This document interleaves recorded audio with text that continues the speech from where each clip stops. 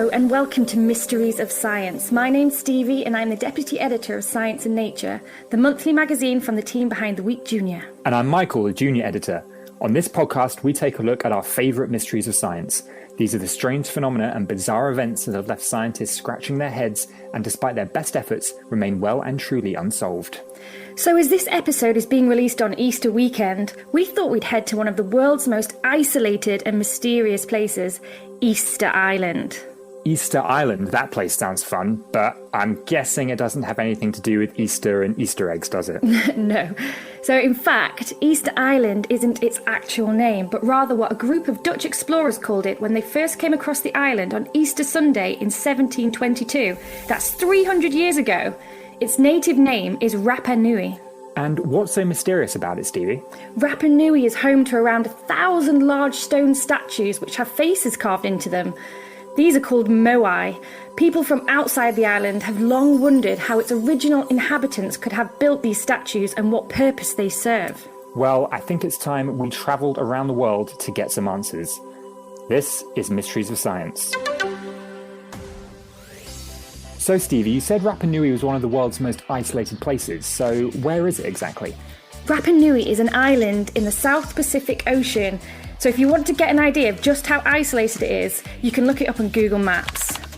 Okay, so I've got it up here. I can see the island. Maybe some of our listeners would like to do the same thing.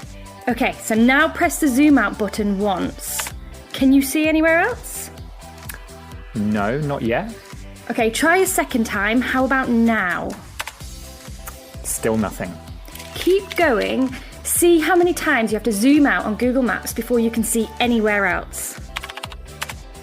Wow, 7 times. It really is in the middle of nowhere. It really is.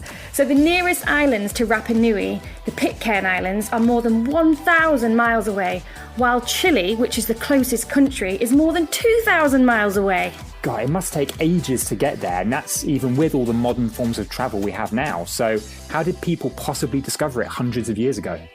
Well, Rapa Nui was first settled by the Polynesians, who are the indigenous population of a group of islands in the Pacific Ocean. The Polynesians were explorers who travelled the ocean on wooden canoes, and they used the stars in the night sky to guide them. It's thought they arrived on Rapa Nui sometime between 800 and 1200 AD. Impressive. So where do these statues, the Moai, come in? When European explorers found the island, far later than the Polynesians, they saw that the island's inhabitants had built hundreds of large stone statues with faces carved into them called Moai. These statues stand at an average of 4 metres tall, so that's more than twice the height of an adult human, and weigh 13 tonnes, which is roughly twice the size of a male African elephant. As you can imagine, this has raised a lot of questions. I know I've got some. I mean, how did they make these statues? How did they move them all across the island? And why did they have faces carved into them? I think it's time we spoke to our first expert. Hello, my name is Carl Lippo. I'm a professor of anthropology here at Binghamton University, located in upstate New York. I'm an archaeologist by training, which means I study the past. I study, the present in order to understand what happened in the past. I look at artifacts and materials that people in the past have left on the surface of the earth and try to figure out the patterns that would best explain, past behavior. Understanding the past is really one of the keys to figuring out what's worked for human societies in the past that led to success, and that gives us information about how we can best navigate our future. This is Carl Lippo, a scientist who has visited Rapa Nui for research. His interest in archaeology started when he was a child, walking through the woods of Wisconsin in the US. As a kid, we'd walk around the lakes of Wisconsin, and in the woods, it wasn't uncommon to find these earthen mounds that were constructed by pre-contact people. They're just these relatively simple piles of earth, shaped often like animals. And I remember as a kid thinking about how sort of mysterious these things were, because they're sort of abandoned landscape. This is wooded lots, and wondering well, these are really weird, and why would somebody do that? Why would someone get to, go around and systematically make these earthen mounds? And it's sort of what, at the time I remember thinking as a kid that that, sort of these mysterious landscape, yet it had to make sense to the people who did it. This curiosity eventually led Carl to Rapa Nui to study the Moai statues, and just like those mounds in Wisconsin, they may have seemed mysterious to modernize, but served a very real purpose for those who made them. And when Carl got there, he was astonished by what he saw. A bit of a mind-blowing place to go to, because you see these statues in photos and you think, wow, these are really iconic figures that they're sort of on this landscape. But when you get there, you realize, A, how many there are, more than 900 of them, 950 or more, and how big they are, that they are gargantuan. Some of these statues are 3 stories tall, 3-story buildings. 30 feet tall. Wow, 30 feet tall. So imagine standing in front of a 3-story building and looking up.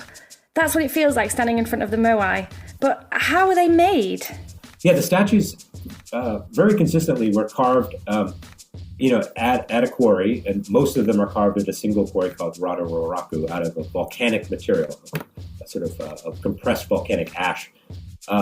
They're carved and shaped in this upright fashion, and then moved from uphill, downhill, and left in the standing position. What we think, based on additional analysis we've done about communities, is that individual communities, small groups, kin groups, family groups, got together to participate in this action, and many groups were doing this all at the same time.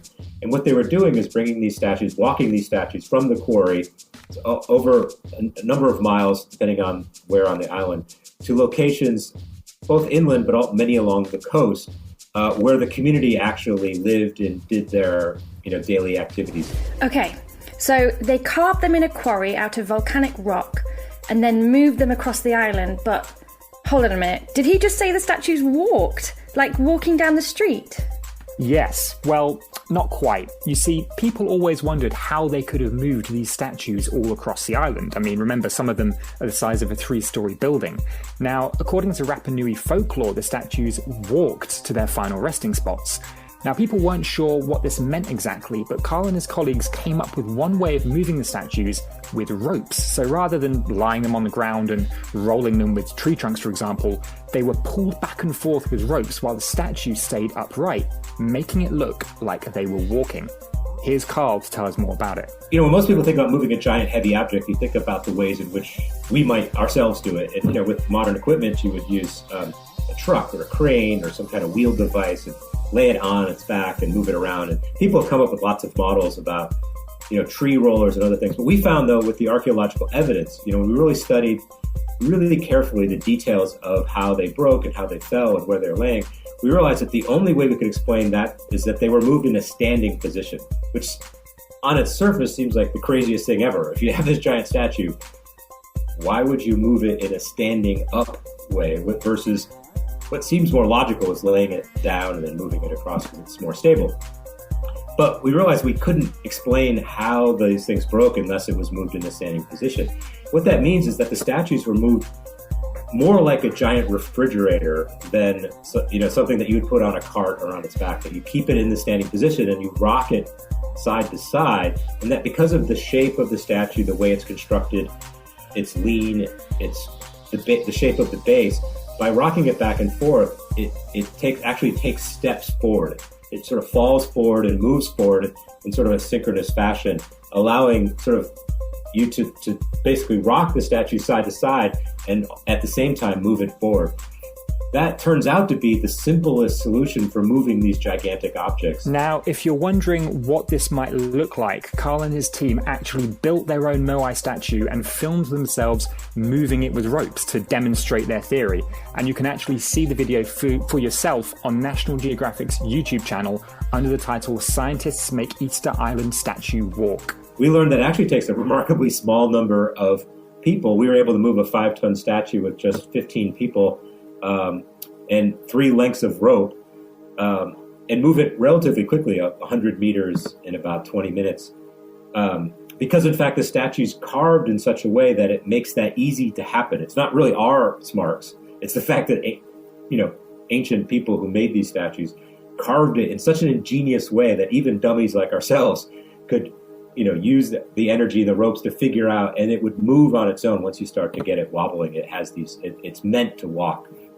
So it's really this ingenuity, the ancient ingenuity that made it happen. So we know how the statues were made, carved from volcanic rock, and now how they might have been moved from side to side as if they were walking themselves. But I guess the big question that remains is why? What do these statues mean to the people of Rapa Nui? Well, why don't we ask them ourselves? I think it's time we called the other side of the world and spoke to some people from Rapa Nui. I was born around the 80s, and by then we didn't have many cars. Also, there weren't many people on the island as today. Today we count like 8,000 people and many cars. But I remember growing up, I felt free, was completely beautiful nature, enjoying, life on the shore of the ocean. And it felt, it's very much of a pristine environment. So it was a very beautiful experience for myself. This is Tui. She grew up on Rapa Nui and now runs a tour company there with her husband Mark called Green Island Tours and Travel. They also have a YouTube channel called Rapa Nui Life, which shows what it's like to live on Rapa Nui. Here's Mark talking about how they met. Well, she grew up here till she was 12, and then her mum married a Frenchman, and they went to live in France till she was 20. She came back when she was 20, and then she went to New Zealand to study when she was like 24, and met the man of her dreams when she was 27. And then she met me a little bit afterwards. No, I'm joking.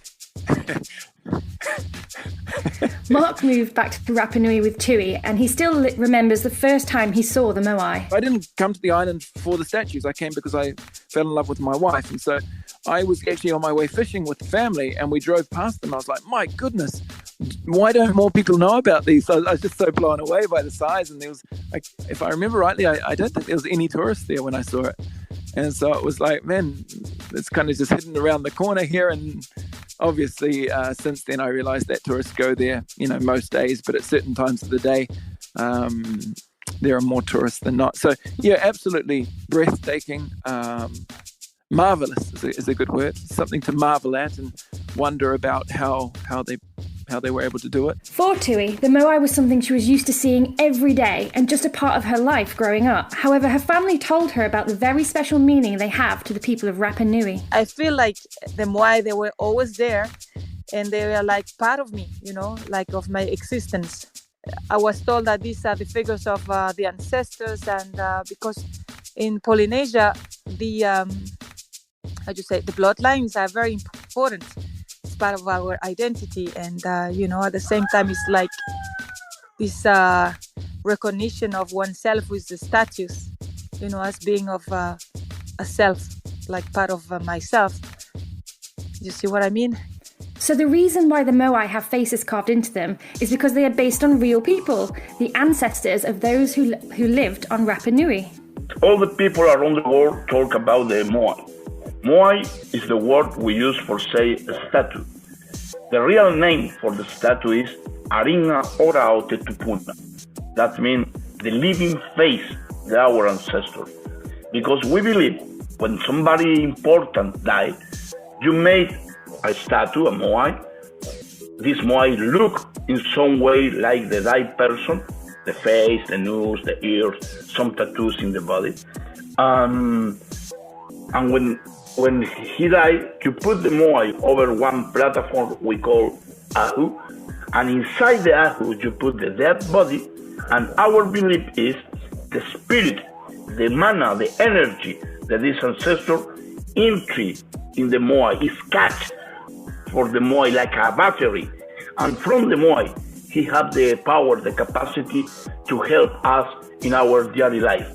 This is Leonardo Paccarati. He's a filmmaker from Rapa Nui, and he made a documentary called The Spirit of Our Ancestors, which is about a Moai statue which is being kept in the British Museum in London. When I visit the Moai Hoa Hakananaia in the British Museum, I feel complete touching, very emotional moment for me, because I feel the desolation that is statue. I feel he is not made for stay inside a museum. He is made for stay down the stars, touching for the air, watching for the rain, looking the people, his people, the people, the descendant, the inarere, we call it inarere, the descendant, and no for stay inside the museum. Leonardo, along with other people from Rapa Nui, is calling for the statue to be returned back to them. And here he tells us some of the reasons why. One, because it's not really protected inside the museum. Another, because it's our Moai. It's our ancestor. He had the soul, the spirit, the one great chief. For us, it's very important. All our ancestor stuff returned to the island because it's the only way the mana, the energy, be balanced again. Speaking to us, Leonardo also told a story about the first Moai and the birth of the Rapa Nui culture. One man, the name is Kabaheke, have a dream. He dreamed with his father. And the Kabaheke father living in Hiva, our original island, the island with coming. When he wake up in the morning, he stand, the father is die in Hiva, in the original land. He go outside the house, take the first rock he find in the ground, and carving his father's face, and call Te Aringa Ora o Te Tupuna, the living face of my ancestor, my father. And he take the rock and put over the other rock. In this moment born the Ahu, the platform, and the Moai, the statue. And in that moment born the Rapa Nui culture. To this moment, the moment the Moai by invading, we are Polynesians like the other Polynesians. But the Rapa Nui Polynesian culture born in the day we create the first Moai. And the man create this Moai name is Kabaheke. So while the Moai may have been a mystery to European explorers who discovered Rapa Nui on Easter weekend 300 years ago, for the people of Rapa Nui, they are not a mystery at all, but rather an important part of their culture and a way to remember their ancestors. So we now know how they made these statues, carving them into rock. And then walked them across the island so they could stand proud, looking out at their descendants. And they still stand there today, as people on Rapa Nui keep their spirit of their ancestors alive. And so while something that may have appeared like a giant mystery at the start to us and to European explorers actually has a fascinating answer. And the way we can solve these mysteries is to ask people, learning about new cultures and finding out more about this amazing world we live in. We'd love to hear your thoughts about Rapa Nui and the Moai. Email hello@science-nature.co.uk to share your thoughts with us, either with a written message or a video recording. Here's a question that was sent in to us by Nahurai. I want to know if time travel is possible. What a great question, and perhaps one we'll answer on a future episode of Mysteries of Science. Don't forget to pick up the latest copy of the week Junior Science and Nature for even more mysteries. We'll be back in 2 weeks to talk about the legendary Kraken, a terrifyingly enormous sea monster that attacks ships and stalked the nightmares of sailors for centuries. Join us and some expert guests as we go on a journey into the deepest depths of the ocean. Until then, stay curious.